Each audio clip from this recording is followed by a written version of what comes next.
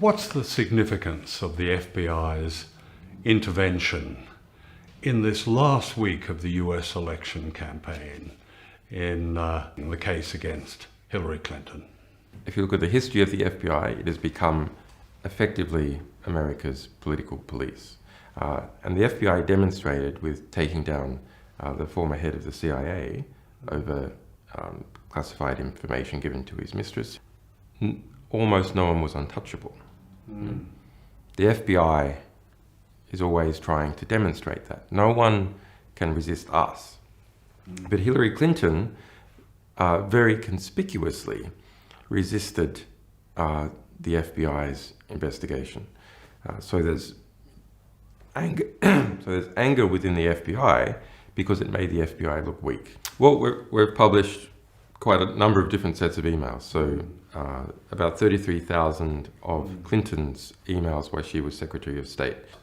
They come from a batch of just over 60,000 emails. In that 60,000 emails, Clinton has kept about half, 30,000, to herself, and we've published about half. And then there's the Podesta emails we've been publishing. Podesta is Hillary Clinton's primary campaign manager. So there's a thread that runs through all these emails.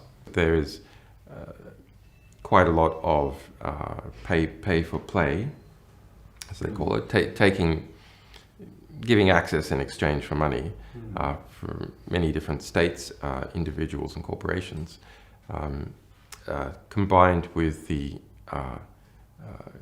cover-up of the Hillary Clinton emails while she was Secretary of State, has led to an environment where the pressure on the FBI increases. I mean, the Clinton campaign has said that Russia is behind all of this. It says that Russia has manipulated the campaign and is the source for WikiLeaks and its emails. The Clinton camp has been able to project a kind of neo-McCarthyist hysteria that Russia is responsible for everything. Hillary Clinton stated multiple times, falsely, that 17 US intelligence agencies had assessed that Russia was the source of our publications. Okay. That's false. We can say that the Russian government is not the source. Yes. WikiLeaks has been publishing for 10 years. In that 10 years, we've published 10 million documents, several thousand individual publications, several thousand different sources. And we have never got it wrong. All the emails that give evidence of access for money and how Hillary Clinton herself benefited from this and how she is benefiting politically are quite extraordinary. I'm thinking of where the Qatari representative was given 5 minutes with Bill Clinton for $1 million check, and many other examples. Can you 12 million for Morocco. 12 million for Morocco. For Hillary Clinton to attend. In terms of the foreign policy of the United States, that's where, for me anyway, where the emails are most revealing, where they show the direct connection between Hillary Clinton and the foundation of jihadism, of ISIL in the Middle East. Can you talk something about that? How the emails demonstrate this connection between those who are meant to be fighting the jihadists, ISIL, are actually those who have helped create it. There's an early 2014 email from Hillary Clinton, so not so long after she left Secretary of State, to her campaign manager, John Podesta. That email, it states that ISIS, is funded by Saudi Arabia and Qatar, the governments of Saudi Arabia and Qatar. Now, this is I think this is the most significant email in the whole collection. And perhaps because Saudi and Qatari money is spread all over the place, including into many media institutions.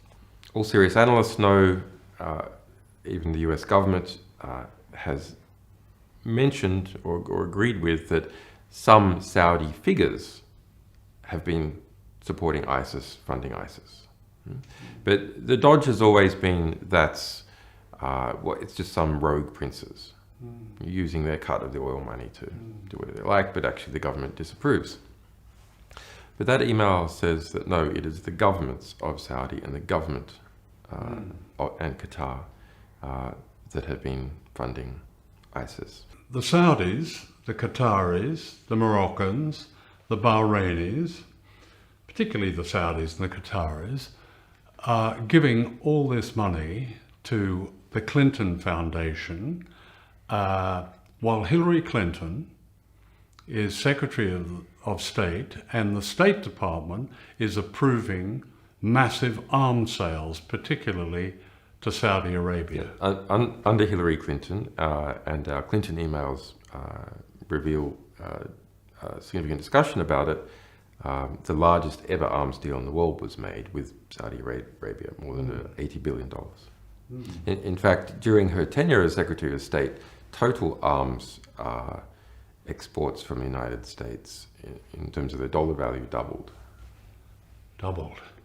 And of course, the consequence of that is that this notorious terrorist jihadist group called ISIL or ISIS is created largely with money from the very people who are giving money to the Clinton Foundation. Yes. That's extraordinary. Look, Hillary Clinton's just a person.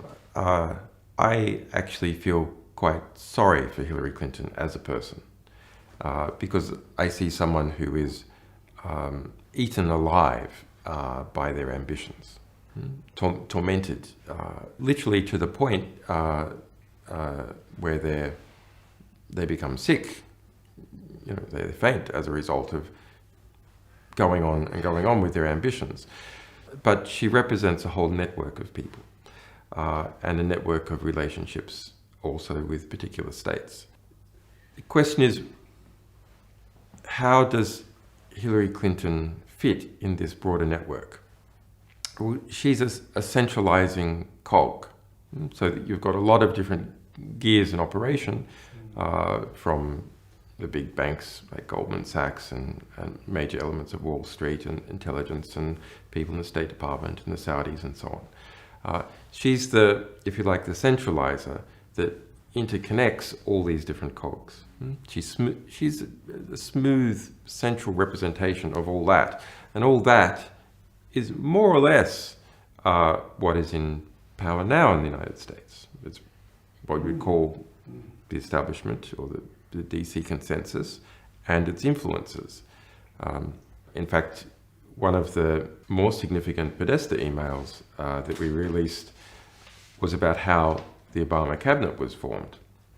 And half of the Obama cabinet was basically nominated by a representative from Citibank. Well, it was quite amazing. Didn't Citibank supply a list which turned out to be most of the Obama cabinet? Yes. So Wall Street decides the cabinet of the President of the United States. But if you were following the Obama campaign back then closely, you could see it had become very close to banking interests. It wasn't so close to oil interests, but it was very close to banking interests.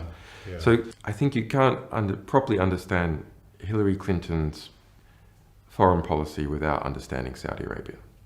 The connections with Saudi Arabia are so intimate. Why was she so demonstrably enthusiastic about the destruction of Libya? Can you talk a little about just what the emails have told you about what happened there, because Libya is such a source for so much of the mayhem now in Syria, the ISIL, jihadism, and so on. And it was almost Hillary Clinton's invasion. What do the emails tell us about that? Libya, more than anyone else's war, was Hillary Clinton's war.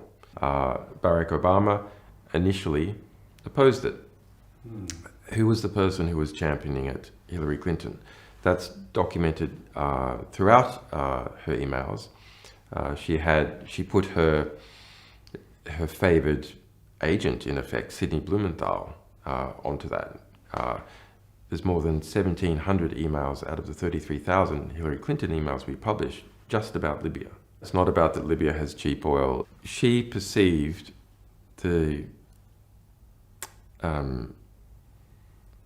removal of Gaddafi and the overthrow of the Libyan state, something that she would use to run in the general election for president. So late 2011, there's an internal document called the Libya TikTok that is produced for Hillary Clinton, and it's a chronological description of how Hillary Clinton was the central figure in the destruction of the Libyan state.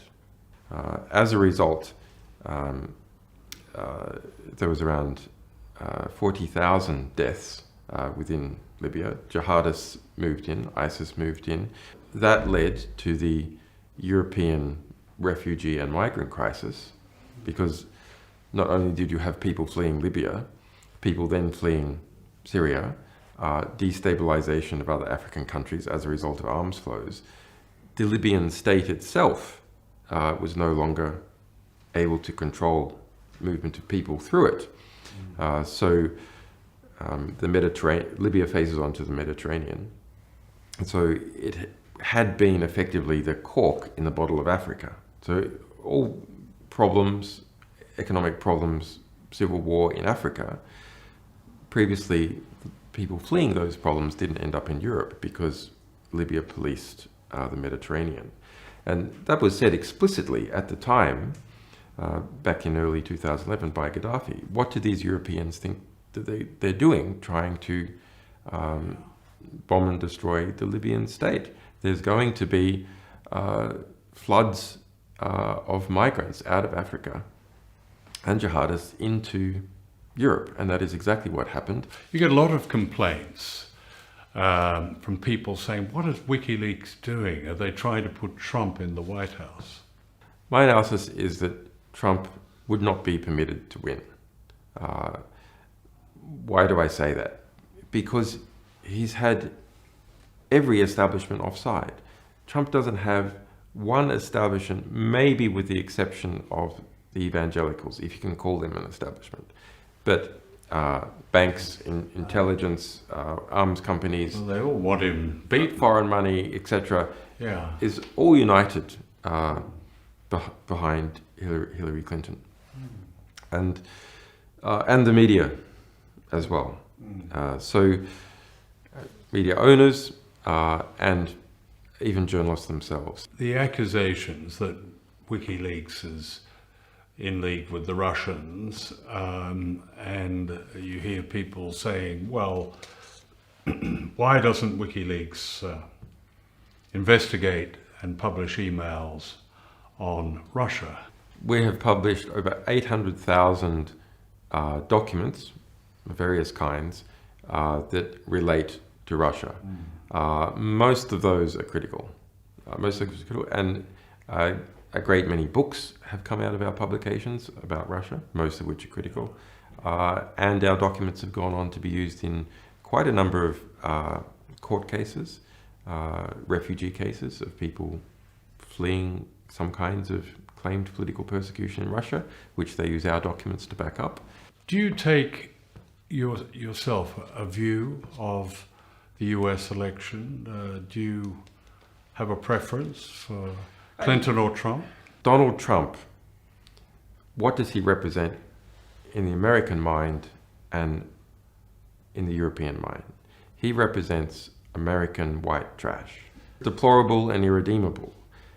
Basically the same thing. It means from a establishment or educated, cosmopolitan, urbane perspective, these people are, you know, they're like the rednecks, and you can't, like, they're just, can never deal with them. And because he so clearly, through his words and actions and the type of people who turns up his rallies, represents people who are not the upper middle class educated. Yeah. There's a fear of seeming to be associated in any way with that, a social fear that lowers the class status of anyone who can be accused of somehow assisting in any way Trump, including by criticizing Clinton. Yeah. And if you look at how the middle class gains its economic and social power, it makes absolute sense. I'd like to talk about Ecuador, the small country that has given you refuge and given you asylum in this embassy in London. Now, Ecuador cut off the internet from here, where we're doing this interview, in the embassy, for the clearly obvious reason that they were concerned about appearing to intervene in the US election campaign. Can you talk about why they would take that action and your own views on Ecuador's support for you? Let's go back 4 years ago. Right. Ecuador, I made an asylum application to Ecuador in this embassy because of the US extradition case. Yeah. And the result was, after a month, I was successful in asylum application, and then the embassy has been surrounded by police. Quite an expensive police operation, which the British government admits to spending more than £12.6 million. They admitted that over a year ago. And now there's undercover police and there's robot surveillance cameras of various kinds. So that there has been a quite serious conflict right here in the heart of London between Ecuador, a country of 16 million people, and the United Kingdom and the Americans who have been helping on the side. So that was a brave and principled thing for Ecuador to do. Now we have the US election on foot. The Ecuadorian election is in February next year. You have the White House feeling the political heat as a result of the true information that we have been publishing. WikiLeaks does not publish from the jurisdiction of Ecuador, from this embassy, or in the territory of Ecuador. We publish from France, we publish from Germany, we publish from the Netherlands, and a number of other countries, so that the attempted squeeze on WikiLeaks is through my refugee status. And this is really intolerable. You try and get at a publishing organization to try and prevent it publishing true information that is of intense interest to the American people and others about an election. Tell us what would happen if you walked out of this embassy. So I would be immediately arrested by the British police, and I would then be extradited either immediately to the United States or to Sweden. In Sweden I am not charged. I've already been previously cleared, etc. Yeah. So we're not certain exactly what would happen there, but then we know that the Swedish government has refused to say that they will not extradite me to the United States, and they have extradited 100% of people that the US has requested since at least 2000. So over the last 15 years, every single person the US has tried to extradite from Sweden has been extradited, and they refuse to provide a guarantee. So it's, yeah. I mean, people often ask how you cope with the isolation here. Look, one of the best attributes of human beings is that they are adaptable. One of the worst attributes of human beings is they are adaptable. They adapt and start to tolerate abuses. They adapt to being involved themselves in abuses. They adapt to adversity and continue on. So in my situation, frankly, I'm a bit institutionalized. This is the world. Yeah. Visually, this is the world. It's the world without sunlight, for one thing, isn't it? It's a world without sunlight, but I haven't seen sunlight in so long. Like, I don't remember it. So, yeah, you adapt. The one real irritant is that my young children, they also adapt. They adapt to being without their father. That's a hard adaptation, which they didn't ask for. Do you worry about them? Yeah, I worried about them. I worry about their mother. Yeah. Some people would say, well, why don't you end it and simply walk out the door and allow yourself to be extradited to Sweden? The UN has looked into this whole situation. They spent 18 months in formal adversarial litigation, me at the UN versus Sweden and the UK. Who's right? The UN made a conclusion. I'm being arbitrarily detained, illegally deprived of my freedom, that what has been occurred has not occurred within the laws that the United Kingdom and Sweden must obey.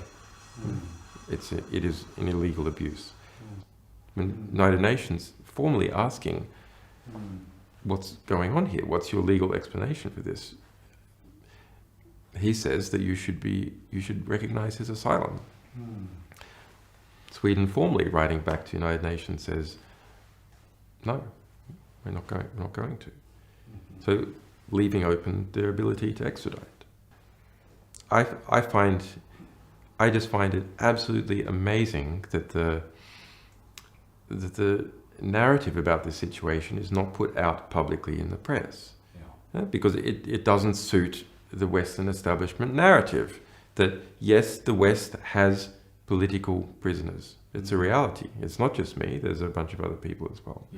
The West has political prisoners. No state accepts to call the people it is imprisoning or detaining for political reasons political prisoners. They don't call them political prisoners in China. They don't call them political prisoners in Azerbaijan. And they don't call them political prisoners in the United States, the UK or Sweden. It's absolutely intolerable to have that kind of self-perception. But here we have a case, talking about the Swedish case, where I have never been charged with a crime, where I have already been cleared and found to be innocent, where the woman herself said that the police made it up, where the United Nations formally said the whole thing is illegal, where the state of Ecuador also investigated and found that I should be given asylum. Those are the facts. But what is the rhetoric? Different. The rhetoric is pretending, constantly pretending that I have been charged with a crime, never mentioning that I have been already previously cleared, never mentioning that the woman herself says that the police made it up, trying to avoid that the UN formally found that the whole thing is illegal, never even mentioning that Ecuador made a formal assessment through its formal processes and found that yes, I am subject to persecution by the United States.